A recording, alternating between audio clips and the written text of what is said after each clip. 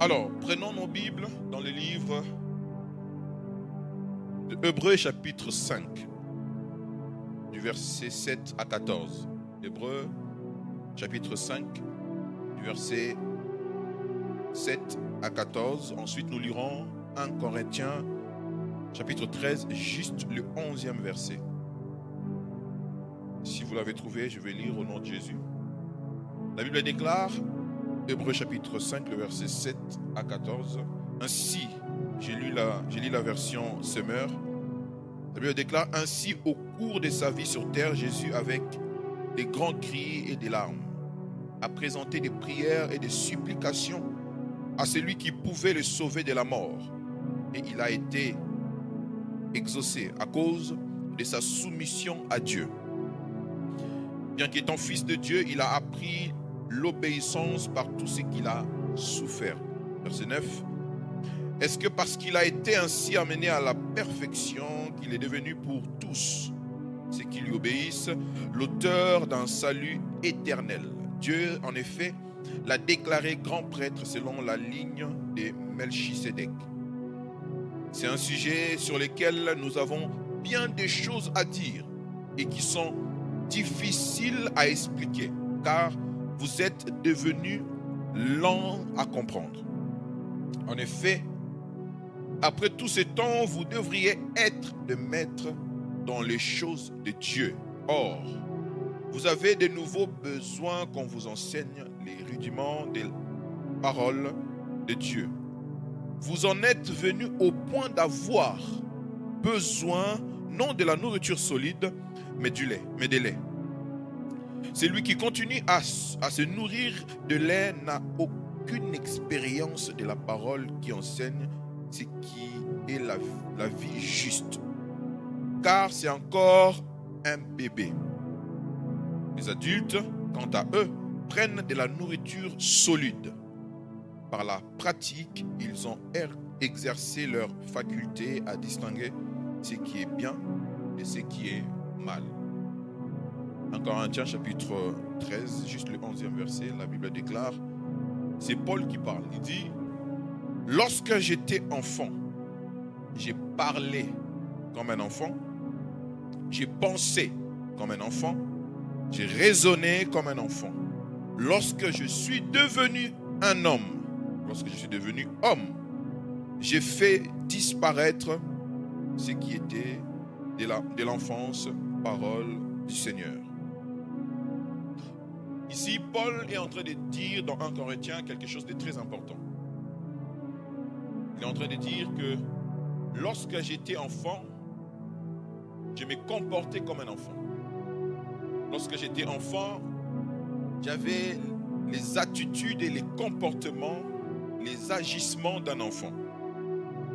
Et les autres pouvaient même constater mon niveau d'enfance.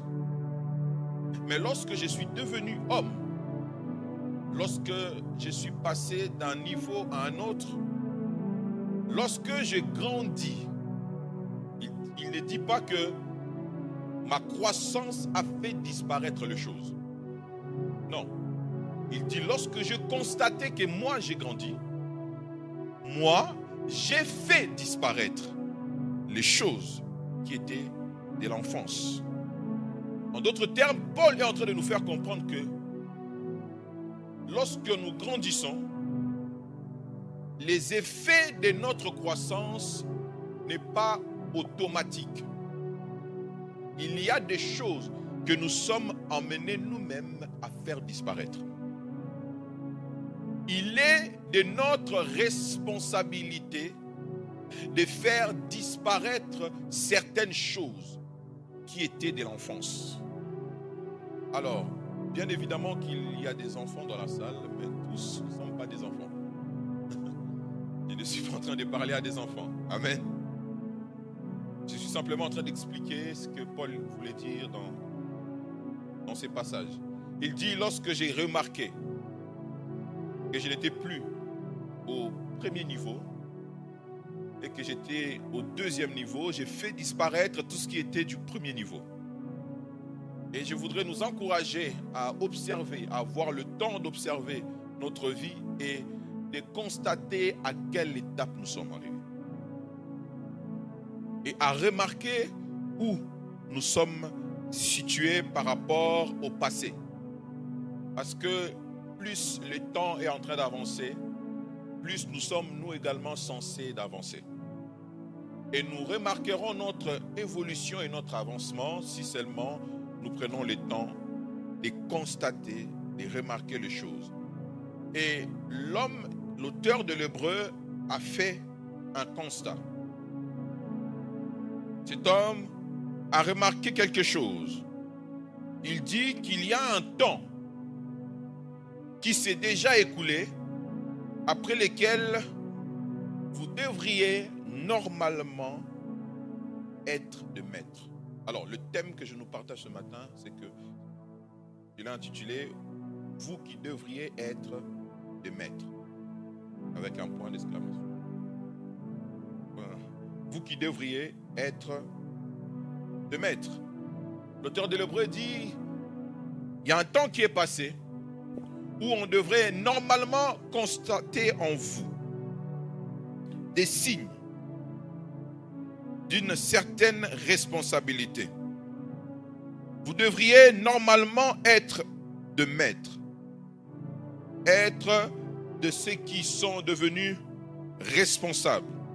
Mais lorsqu'il est dit à deux volets.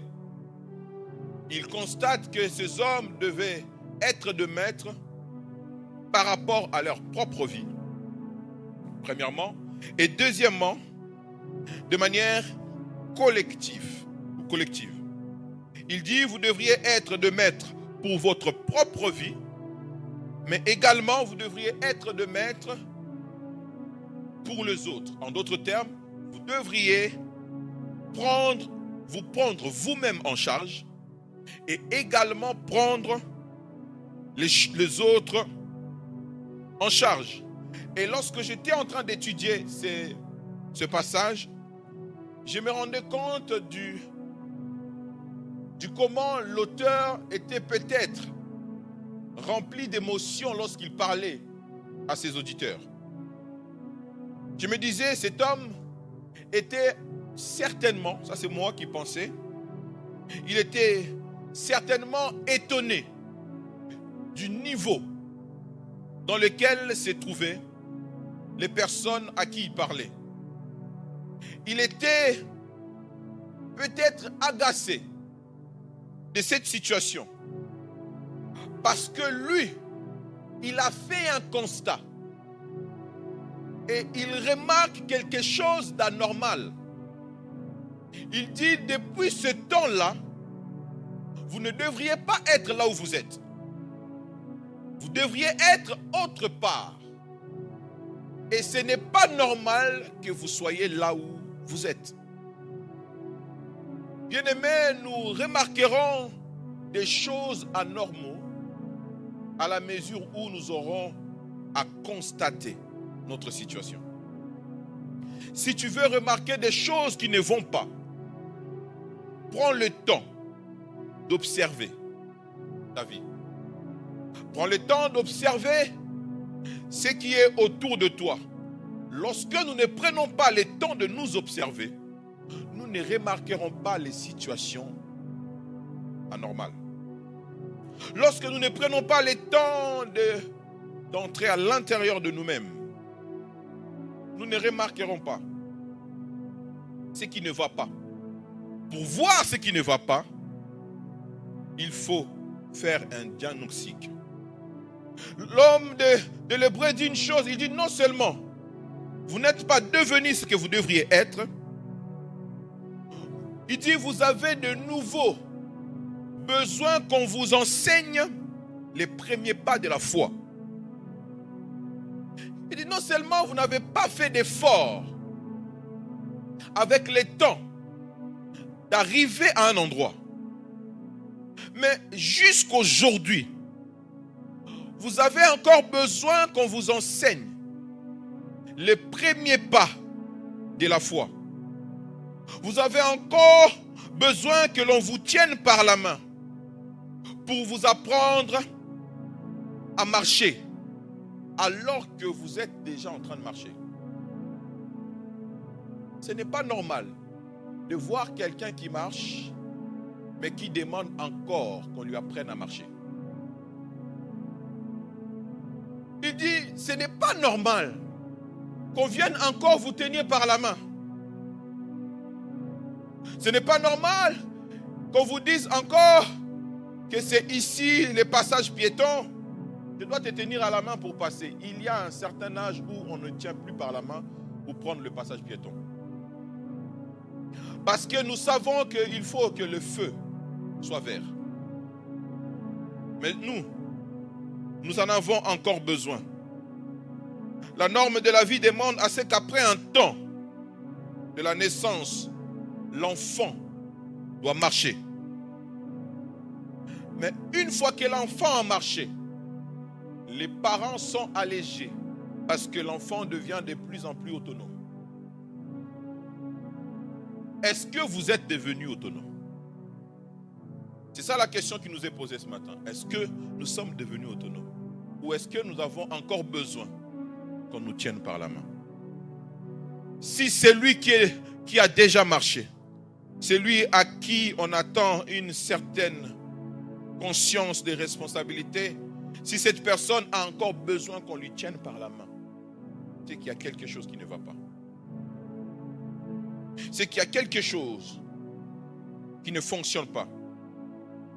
Une fois que celui qui marche est déjà en train de le faire, on ne peut plus lui tenir par la main pour lui apprendre à marcher, pour traverser les situations de la vie. Si celui qui sait déjà que je dois fournir un pas en avant ne le fait pas, alors qu'il en ait les capacités, c'est qu'il y a un problème. Mais là n'est pas le problème le plus grave. Il dit, vous en êtes venus au point d'avoir besoin non de la nourriture solide, mais du lait. Vous en êtes venus non avoir besoin de la nourriture solide, mais du lait. Vous savez, je suis en train de vivre quelque chose. Bon, aujourd'hui, par la grâce de Dieu, je défie. Alors, comme tout enfant, lorsque un enfant naît, il commence par prendre du lait, quelque chose de léger. Mais plus l'enfant va grandir, l'enfant va commencer à demander quelque chose de solide pour sa croissance. Mais vous serez d'accord avec moi que si votre enfant, plus il grandit, plus il ne demande rien de solide, ça commencerait à vous inquiéter, n'est-ce pas? Lorsque votre enfant commence à grandir et que cet enfant ne veut pas quelque chose de solide, on commence à aller voir le médecin. Parce qu'on a remarqué quelque chose d'anormal. Et cette histoire est la même pour la foi. Cette affaire, c'est la même chose pour notre foi en Christ. Lorsque nous sommes nés de nouveau, on est considéré comme un bébé spirituel, en d'autres termes. Mais un bébé spirituel qui est appelé à grandir. Et plus nous grandissons, plus nous devons constater en toi le besoin de recevoir quelque chose de solide. Parfois, ce n'est pas le pasteur le problème. Ce n'est pas le pasteur le problème au niveau de la prédication. C'est peut-être parfois le pasteur constate qu'ils ont encore besoin de lait. En d'autres termes, c'est par rapport à votre soif, à la dimension du besoin de choses solides, que vous pousserez à celui qui doit parler à vous proposer ce qui vous convient. Et lorsque l'homme de l'Hébreu est en train de parler, j'ai l'impression que cet homme parle au rétrograde, aux personnes, au lieu d'avancer. Il recule. C'est comme si c'est lui qui n'est pas en croissance et en décroissance. Les conséquences de l'immaturité spirituelle, c'est la stagnation et le rétrograde. C'est lui qui ne grandit pas spirituellement, est en train soit de stagner ou de rétrograder. Il dit depuis un certain temps, il y a des choses qui vous ont été destinées. Il y a des choses que Dieu a libérées pour vous. Mais vous, vous avez choisi de le rejeter par votre manque de croissance. On ne peut pas te donner ce qui t'appartient lorsque tu n'as pas atteint les niveaux qui exigent la chose qui a été donnée. On ne peut pas te donner ce qui est à toi si tu n'arrives pas au niveau demandé pour recevoir la chose. Lorsque tu n'atteins pas les degrés de maturité demandés, il y a certaines choses qu'on ne peut pas vous donner. Élisée demande à Élie, je veux la double portion de ton esprit.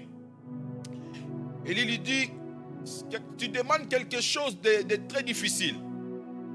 Mais ce qui est difficile n'est pas impossible. Ce qui est difficile demande juste une condition à remplir. Il dit, si tu me regardes monter, si tu es capable de rester fixé, si tu es capable de rester concentré, alors que je serai en train de monter, c'est alors que le manteau descendra sur toi. Mais lorsque les historiens, lorsque les sages racontent un peu ce qui se passe, on parle d'un endroit, on dit que Élisée était dans un désert et normalement cet endroit était rempli de sable. Et la manière à laquelle Élie est monté, normalement il devait avoir beaucoup de poussière qui pouvait rendre impossible de garder les yeux ouverts. Et Élie dit à Élisée, si tu me regardes quand je serai monté, c'est alors que tu recevras la double portion. Si nous ne sommes pas capables à répondre aux exigences de la maturité spirituelle, nous passerons à côté des bénédictions qui nous est destinées. Galates chapitre 4, le verset 1er, la Bible dit, or, aussi longtemps que l'héritier est enfant, je dis qu'il ne diffère à rien d'un esclave, quoi qu'il soit le maître de tous, le maître de tout.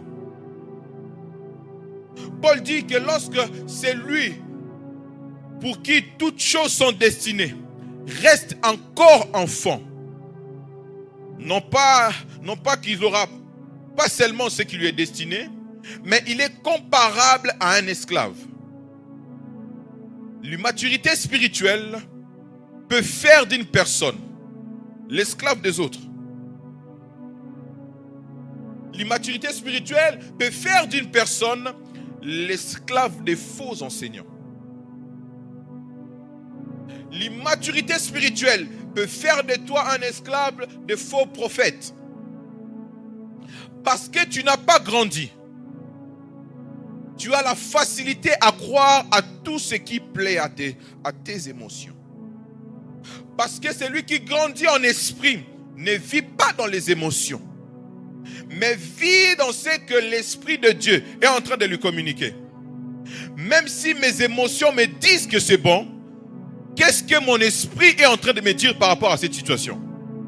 C'est de cette manière-là que se comporte celui qui a grandi en esprit.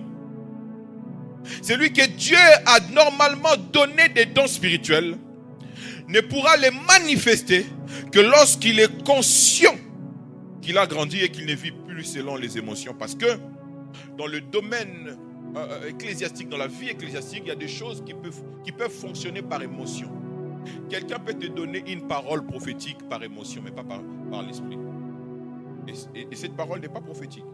C'est juste quelque chose qui est tiré de l'émotion. La Bible dit même que ne donnez pas foi à toute parole, éprouvez les paroles pour savoir si cela vient de Dieu. Et celui qui a grandi a la capacité de recevoir ce que Dieu lui donne. Paul dit que lorsque tu es un enfant, tu passes à côté de ta bénédiction, mais tu deviens aussi esclave. En d'autres termes, celui qui est en train de grandir obtient sa délivrance. il y a des délivrances qui ne s'obtiennent pas que par le jeûne et prière. Il y a certaines délivrances qui s'obtiennent juste par la croissance spirituelle. La parole de Dieu déclare que vous connaîtrez la vérité et la vérité vous affranchira. Certaines choses vous quitteront parce que vous avez prié. Certaines choses partiront parce que vous avez jeûné. Mais il y a d'autres choses qui ne partent que si vous grandissez spirituellement. Il y a des démons qui partiront si toi, tu grandis. J'aimerais parler à une personne ce matin. Le pasteur a prié pour toi. Les responsables ont prié pour toi. Tu as jeûné, tu as prié et tu remarques que la chose ne part pas. Il est peut-être possible que tu regardes à ta maturité spirituelle. Parce qu'il y a des délivrances qui partiront que si nous grandissons. Grandis et tu ne seras plus esclave de certaines pensées. Beaucoup de gens sont devenus esclaves de leurs propres pensées. Des pensées suicidaires, des pensées bizarres. Beaucoup de personnes sont devenues esclaves des autres, des paroles des autres. Beaucoup de gens sont devenus esclaves du jugement des autres. Celui qui a grandi n'est plus esclave. Grandis et tu n'auras plus besoin qu'on prie toujours pour toi. Pour la même chose. Il y a des personnes qui viennent demander la prière que pour la même chose. Alors que parfois, Dieu attend juste que tu grandisses. Grandis et tu seras responsable de ta vie et responsable des autres. Le manque de croissance nous met dans l'incapacité de recevoir ce qui nous appartient. Ça nous met dans l'incapacité de recevoir ce qui est à nous. Hébreux chapitre 5, le verset 12. Je vais le lire dans la version parole de vie. Il dit, vous aviez le temps de devenir de maître. Vous aviez le temps de devenir de maître. Mais maintenant, vous avez besoin qu'on vous apprenne de nouveau les premières vérités de l'enseignement de Dieu. Vous n'êtes plus capable de manger de la nourriture solide, vous avez besoin de lait. La version parole de vie dit, vous n'êtes plus capable. Lorsque nous ne grandissons pas, nous ne sommes plus capables de recevoir les bénédictions. Celui qui ne grandit pas devient incapable de toucher à une certaine dimension spirituelle et à une certaine dimension du surnaturel. Tu veux opérer dans le domaine du surnaturel, apprends à grandir spirituellement. Tu veux aller plus loin dans ta relation avec Dieu. Tu veux aller plus loin dans la compréhension du monde des esprits ou du monde spirituel tout simplement. Apprends tout simplement à grandir. Si tu grandis, c'est alors que tu auras l'accès au monde du surnaturel. Parce que si vous ne grandissez pas, vous vous rendez incapable de recevoir de la part de Dieu. Celui qui ne grandit pas avec le temps devient immature par rapport au temps. Si avec le temps vous ne grandissez pas, vous êtes en retard par rapport au temps. C'est pourquoi on peut voir des personnes, lorsque vous regardez comment ils se comportent, vous avez envie de lui dire, grandis. Vous regardez une personne qui, quand tu regardes sa manière de se comporter et que tu regardes son âge, tu te dis, mais il y a un problème. Tu as envie de lui dire, mais grandis un peu. Grandis s'il te plaît. Parce que celui qui ne grandit pas avec le temps, il est en retard en fonction et par rapport au temps. Lorsque nous regardons le temps, nous nous disons, mais normalement par rapport à son âge, il doit être ici. Mais son âge est là où il y a un problème. Je voudrais nous encourager spirituellement parlant, aspirer à la croissance. Avoir soif de connaître Dieu. Lorsque je parle de grandir, de la maturité spirituelle, je parle juste de la soif de connaître un peu plus dans les choses de Dieu. Venir à l'église, c'est très bien, tous les dimanches. Venir tous les mardis, c'est très bien. Mais apprendre à chercher Dieu de manière personnelle, c'est mieux. Entendre le pasteur prêcher, c'est bien. Mais aller soi-même rechercher ce qui est écrit, la vérité cachée dans la parole de Dieu, c'est mieux. Je nous encourage à aller chercher, à comprendre les choses de Dieu. On ne doit pas, lorsqu'on te regarde, avoir mal au cœur parce que nous remarquons que tu n'as pas grandi. Moi, j'ai mal au cœur lorsque je regarde une personne longtemps dans le Seigneur. Longtemps dans le Seigneur. Mais quand on regarde le temps passé dans le Seigneur et là où il se trouve, tu as mal au cœur. Le comportement d'une personne donne des réponses claires sur son degré de maturité. Le comportement d'une personne va nous donner des réponses. Nous n'avons pas besoin de beaucoup réfléchir. Nous n'avons pas besoin de faire beaucoup d'analyses. Juste en regardant son comportement, nous avons des réponses claires de là où il se trouve spirituellement.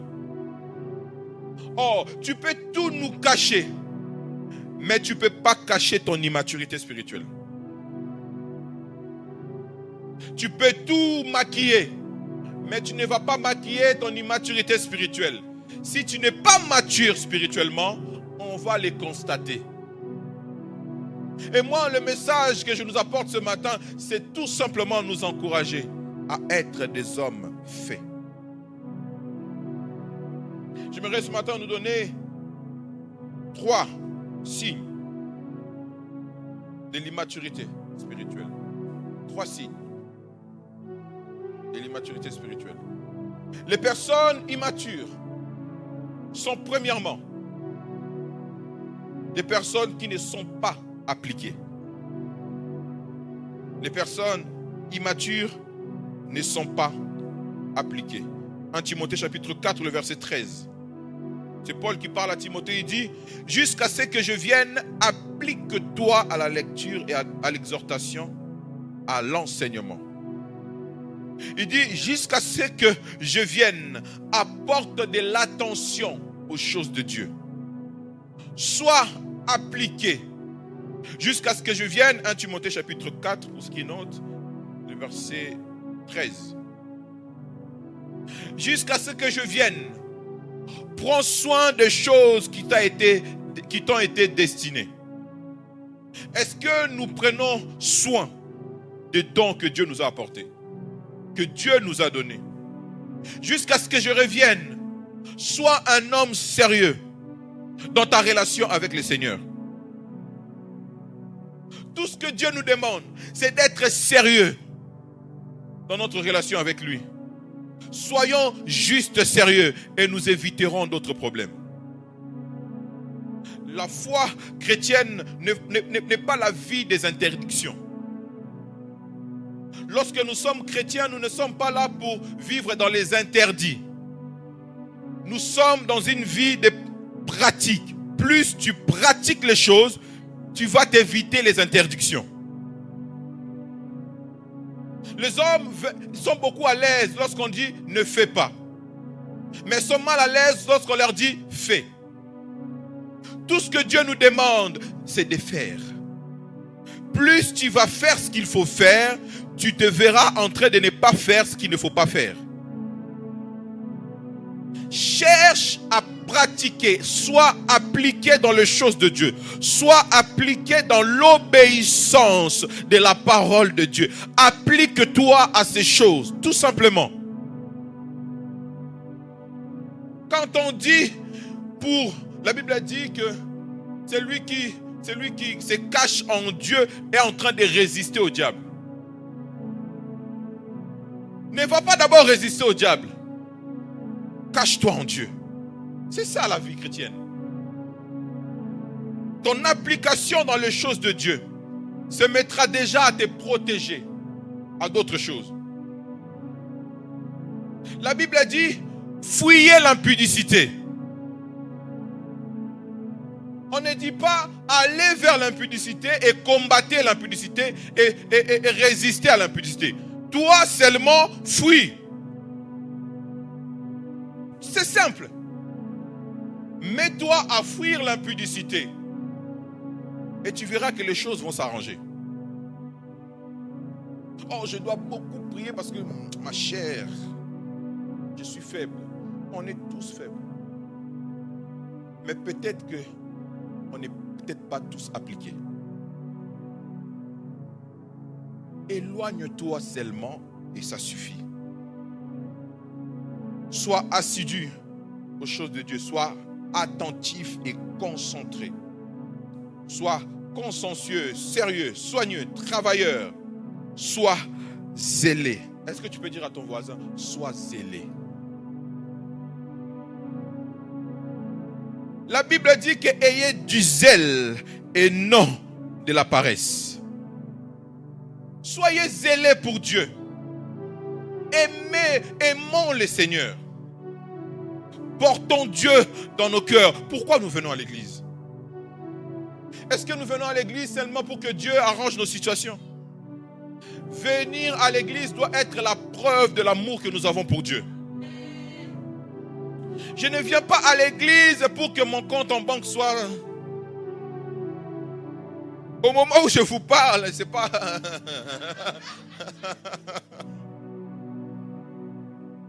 Au moment où je suis en train de vous apporter la parole, c'est pas facile. Hein? En plus, l'essence a augmenté. C'est compliqué. Mais c'est parce que j'aime le Seigneur. Ça n'a rien à voir avec mes soucis. Ça n'a rien à voir avec mes problèmes. Ça a à voir avec l'amour de Dieu. Il m'a aimé le premier. Il m'a montré son amour. Il s'est donné pour moi. Et moi, en retour, je me donne aussi pour lui. C'est tout simple. Ayons du zèle et non de la paresse. Servons le Seigneur. Partout où nous sommes et aimons Dieu. L'Église, j'aimerais nous encourager ce matin à aimer le Seigneur. Si tu aimes le Seigneur, certaines choses vont même devenir un peu plus faciles. Tu n'auras pas à te forcer le matin pour venir à l'église. Tu aimes le Seigneur. Vous savez, il s'est passé une chose ce matin, je ne devais pas prêcher de base. Une situation a fait que je devais prendre la parole ce matin. Bon, j'étais en train de dormir comme vous tous. Et j'ai reçu un message, un appel que j'ai quitté mon lit tout de suite, sans réfléchir. Je me suis préparé. Et ma femme et mes enfants, je leur ai dit, écoutez, le Seigneur m'appelle. Prenez la deuxième voiture et suivez-moi après. Tout ça, ça n'a rien à voir avec mes soucis. Ça n'a rien à voir avec, Seigneur, souviens-toi de moi. Certaines personnes servent Dieu en ayant à côté une pensée, Seigneur, l'attente du souvenir de Dieu. Seigneur, je te sers, souviens-toi de moi. Ce que Dieu a déjà fait pour moi est plus que ce qu'il fera pour moi demain. Plus. Juste lorsque je regarde ce qu'il a fait pour moi, oh, ça me motive à quitter mon lit, à me préparer pour le Seigneur. Et c'est à cela que je nous encourage ce matin. La deuxième des choses des personnes immatures, c'est qu'ils sont négligents. Les personnes immatures sont négligents. Paul dit dans 1 Timothée 4, le verset 14. 1 Timothée 4, le verset 14, il dit: ne néglige pas le don qui est en toi et qui t'a été donné par prophétie avec l'imposition des mains de l'Assemblée de Dieu, Paul dit: ne néglige pas le don. Ne soyons pas négligents. Il dit: ne néglige pas ce que Dieu t'a donné. La Bible dit que si tu n'es pas sérieux avec ce qui est à toi, qui te donnera ce qui est à autrui? Tu veux des grandes choses. Est-ce que tu es déjà sérieux avec ce qui est à toi? Tu veux que Dieu t'ouvre des grandes portes. Est-ce que tu es déjà sérieux avec ta propre vie? Ou tu es négligent? Tu veux que Dieu te rende riche. C'est facile pour Dieu de rendre une personne riche. C'est très facile pour Dieu. Mais qu'est-ce que la richesse va faire de toi? Si tu n'es pas capable déjà d'être maître de ta propre vie, si tu négliges même ta propre vie, ne soyons pas négligents. Bien-aimés, vous savez, le corps que Dieu nous a donné, la vie que Dieu nous a donnée a beaucoup de valeur à ses yeux. A beaucoup de valeur. De la même manière que nous prenons soin de notre esprit, de notre âme, nous devons prendre aussi soin de notre corps. Je suis en train de le dire pendant les études bibliques, prendre soin de son corps est déjà le signe de la maturité spirituelle. C'est déjà le signe de la maturité spirituelle parce que la Bible même le dit, que vos corps sont les temples du Saint-Esprit. C'est lui qui détruit les corps de Dieu. Dieu les détruira. Parce que Dieu apporte de l'importance sur son œuvre. Notre corps, c'est l'œuvre de Dieu. Et lorsque Dieu nous a créés, Dieu n'a pas créé une œuvre imparfaite. Dans l'œuvre de Dieu, il n'existe pas de l'imperfection. Tout ce que Dieu a créé est bon. Tout ce que Dieu a créé est parfait. La chute n'est pas venue changer la nature de l'œuvre de Dieu. Vous voyez? La chute n'a pas bouleversé les plans de Dieu. Dieu a la même image de toi depuis le jour où il t'a créé. Si pour lui, Dieu, il t'a créé parfait, jusqu'à présent, il a cette même image de toi. Voilà pourquoi après la chute, Dieu nous appelle à revenir à lui. Parce qu'une fois que tu reviens à lui, c'est là où tu retrouves ta nature d'avant. Parce que cette nature se trouve en lui. Ne négligez pas vos corps. Prenez soin de vous. Jeunes, papa, maman, prenons soin de nous. Soyons en forme. Je n'avais pas prévu de parler comme ça, mais je vais parler de cette manière-là. Soyons en forme. Veillons sur notre santé. Veille sur ta santé. Prends soin de toi. Va même faire du sport. Cours un peu de footing. Ça fait du bien. Mange bien. Bon, moi je me force.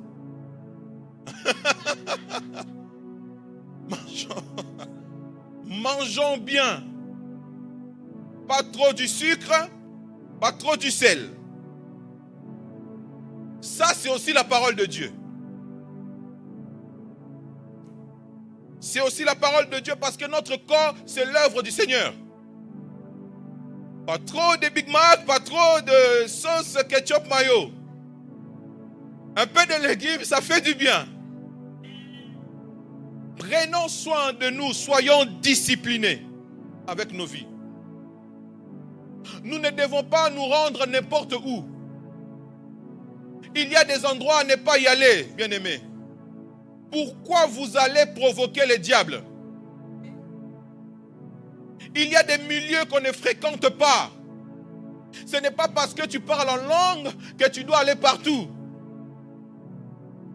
Ce n'est pas parce que tu vas à l'église que tu es assez protégé pour ne pas être séduit par le diable. Même le Fils de Dieu a été tenté. Pourquoi pas toi? Même le Fils de Dieu. Si tu sais que tu es faible, mets des limites. Venez aux études bibliques. Je disais que l'homme a donné l'ordre à... Dieu a donné l'ordre à l'homme de ne pas manger l'arbre de connaissance du bien et du mal. Pas parce qu'il y avait forcément quelque chose de mauvais. C'est parce que Dieu voulait juste mettre une limite à l'homme. L'homme a des limites. Bien-aimés, nous avons des limites. Premièrement, nous ne sommes pas éternels sur la terre. Donc déjà ça, il y a une limite. L'homme ne doit pas tout faire. L'homme ne doit pas aller partout. L'homme a des limites. Notre corps a des limites. Et un homme mature, c'est un homme qui est négligent, qui se néglige même. Troisièmement, ces hommes sont souvent irresponsables. Irresponsables. Irresponsables. N'est-ce pas que lorsque nous avons un enfant, un né, le premier, et que les autres arrivent, le nez grandit et on a besoin que celui-là devienne un responsable pour les autres. Mais lorsque nous voyons que cela n'est pas comme on le veut, on est soucieux. Et même certains parents développent un caractère, un comportement très dur avec cet enfant. Alors je voudrais nous encourager à toujours travailler pour le bien-être de nos enfants. À ne pas être trop dur, à les accompagner. Même si nous voulons qu'ils soient responsables, qu'ils soient d'une certaine manière, ne soyons pas très difficiles avec nos enfants. Cherchons l'équilibre pour les aider à comprendre ce que nous voulons d'eux. Pour les aider à comprendre ce que nous leur demandons. Si vous regardez dans la Bible, vous verrez que la plupart du temps où il y a eu problème dans la Bible, c'est parce que les hommes ont été irresponsables. D'ailleurs, le péché, c'est le signe de l'irresponsabilité. Le péché. À chaque fois dans la Bible qu'on voit un homme irresponsable, ou du moins les problèmes que nous avons vus dans la Bible, c'est à cause de l'irresponsabilité.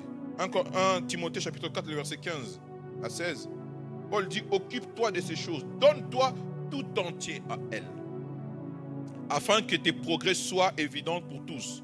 Veille sur toi-même et sur ton enseignement, persévère dans ces choses, car en agissant ainsi, tu te sauveras toi-même et tu sauveras ceux qui t'écoutent. Vous qui devriez être des maîtres, la foi chrétienne, la vie chrétienne est basée sur les responsabilités. La vie que nous avons reçue, une fois que nous l'avions reçue, Christ nous donne la mission de faire le même pour les autres. Il dit, allez et faites. Bien-aimés sur la terre, nous avons des responsabilités. Ne te considère pas exclu de la mission que Christ nous a tous donnée. Nous faisons tous partie de la mission de l'évangélisation.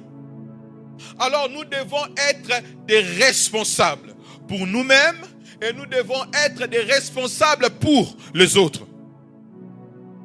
Et lorsque je parle d'être responsable, je ne suis pas en train de parler de la position qu'occupe Chris Mel à la chorale. Non.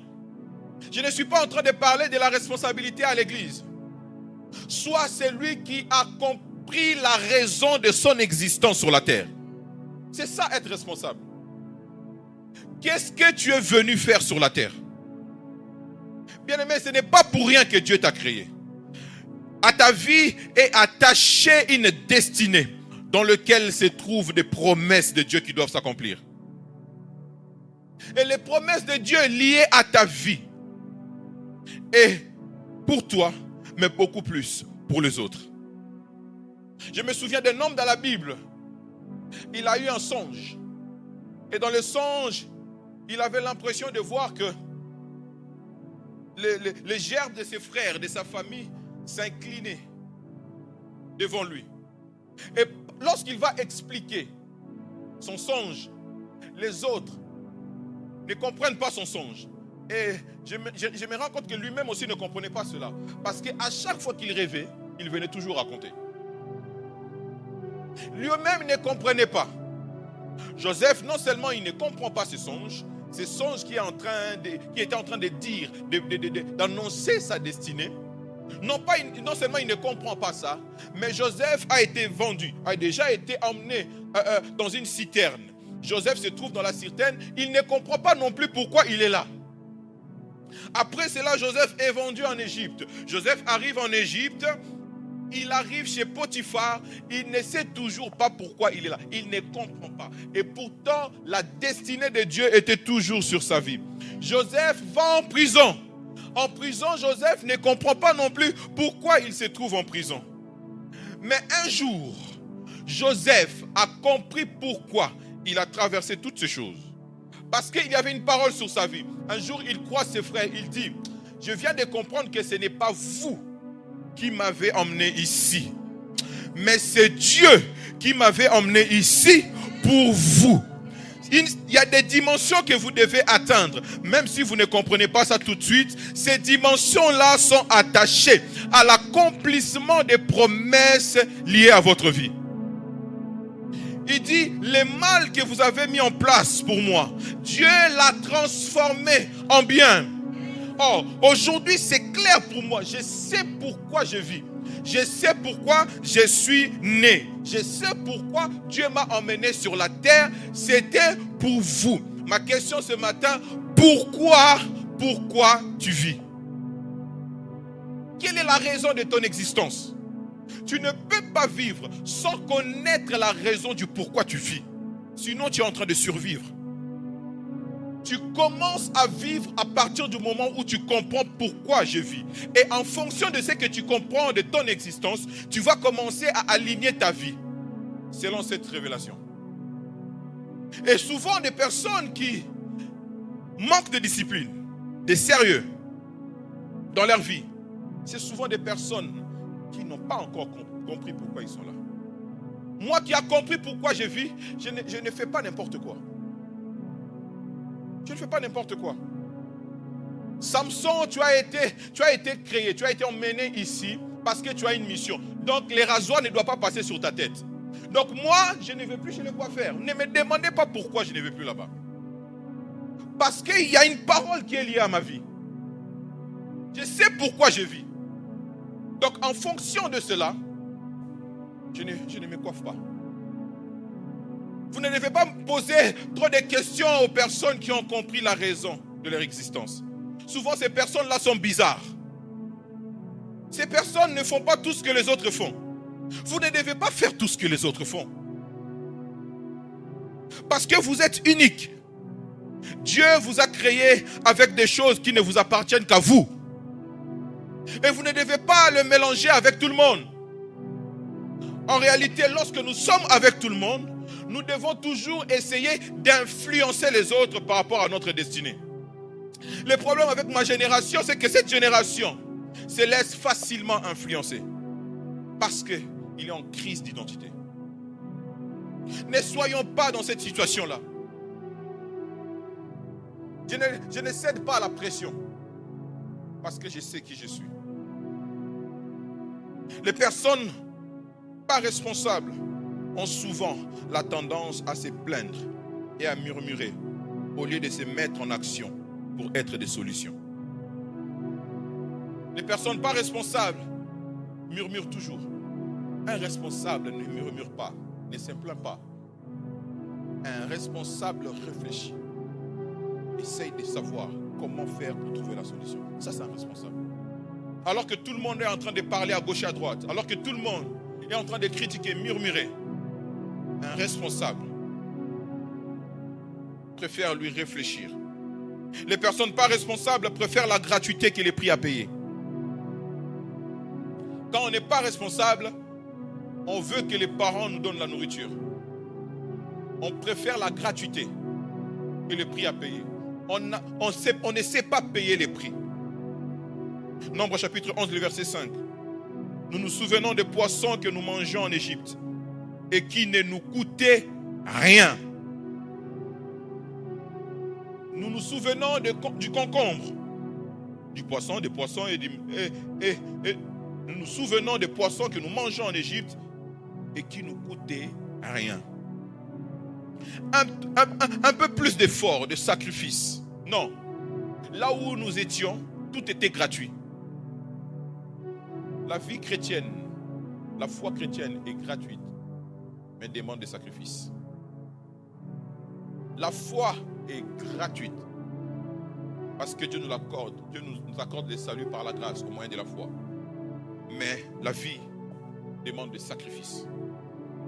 Et les personnes matures, c'est des personnes qui cherchent où se trouvent les prix à payer. La Bible dit qu'il manquait à manger au peuple d'Israël. Le peuple commençait à murmurer. Mais un responsable a réfléchi. Il dit non, moi je dois aller chercher le Seigneur pour comprendre ce qui se passe.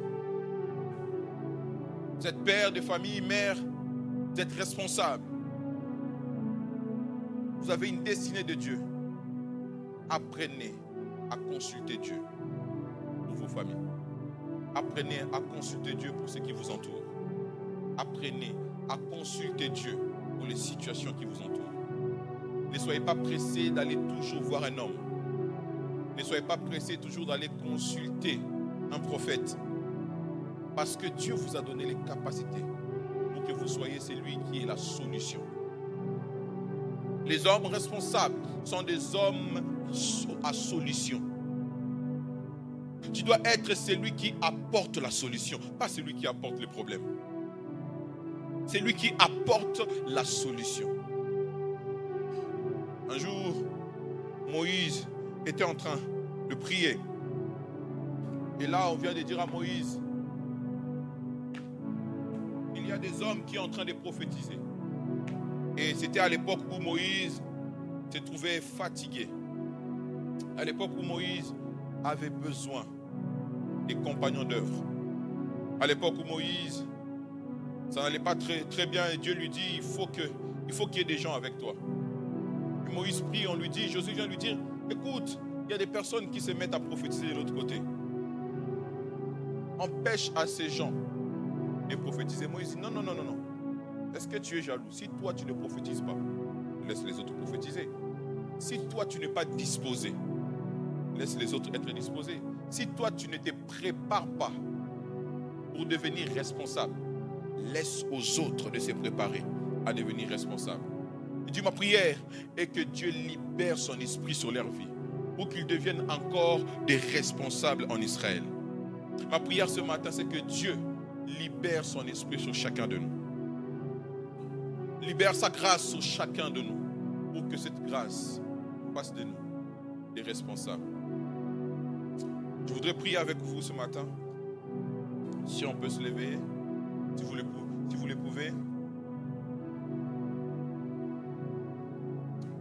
Tu vas seulement dire à Dieu, j'ai besoin de ton esprit pour être l'homme que tu veux que je sois. Tu vas juste lui dire ça pendant quelques minutes. On va prier. Ensuite, je vais prier pour vous. Demande l'Esprit de Dieu. Peut-être que tu t'es senti concerné par cela, ou peut-être pas. Tu peux monter avec moi le piano, s'il te plaît. Seigneur, je veux ton esprit. Élisée a demandé une double portion. Maintenant, qu'est-ce que toi tu demandes ce matin? Qu'est-ce que tu as besoin? Dis à Dieu ce dont tu as besoin ce matin. Tu as besoin de quoi? Tu as besoin de quelque chose pour que ta vie change. Dis-le-moi. Seigneur, ton esprit dans ton assemblée. Est-ce que les voix peuvent encore monter? Un soupir auprès de Dieu. Un soupir. Seigneur, je veux une portion spéciale sur ma vie. Je veux une portion spéciale sur ma vie. Je veux que ça change. Il y a un leader ici dans la salle. Il y a une personne où la famille compte sur toi. Pas seulement tes enfants. Pas seulement ta femme. Mais la famille compte sur toi. Et tu te retrouves un peu perdu. Tu demandes à Dieu comment dois-je faire. Dieu veut susciter des leaders ici dans l'assemblée. Des personnes qui vont reprendre le flambeau de Moïse. Des personnes qui vont faire plus que Moïse.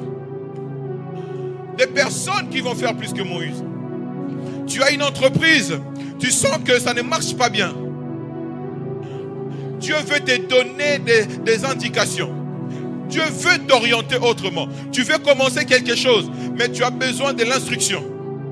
Dieu veut le faire. Il y a des personnes ici que Dieu veut commencer des choses nouvelles avec vous.